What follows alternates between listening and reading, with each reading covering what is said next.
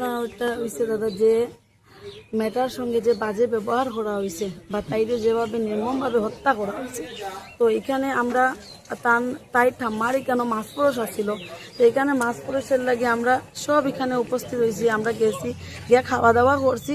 খাওয়া দাওয়ার পরে যেমন আমরা খাইয়া দিয়ে আই গেছি, তাই মাও তাই লাগে খাবার নিয়ে আইছে। খাবার নিয়ে আইবার সময় তাই গরু আইয়া দেখছেন যে মেয়েটা বিছনার নিচে তাইরে ফালানি, মানে একদম খারাপভাবে রাখা, যেটা এখন আমি প্রকাশ করতে পারতাম না। তাইরে মারতে গিয়ে তারা ঘুটনিটা পর্যন্ত ব্যবহার করছে। শারীরিক নির্যাতন সম্পূর্ণভাবে চালাইয়া এটার মধ্যে ঘুটনি ব্যবহার করা হয়েছে। তারপরে দিকে এই মাথার এই সাইডটার মধ্যে তাইরে মানে মানুষের যেরকম কিছু দিয়ে মারতে মারতে মারতে মারতে মাথাটা যাইতে গিয়ে পারে এইভাবে তাইরে মারা হয়েছে। মেয়েটার নাম বেবি দাস বা চন্দন দাস, বাবাও নাই। মেয়েটার বাড়িও লইচড়া পাটফোর।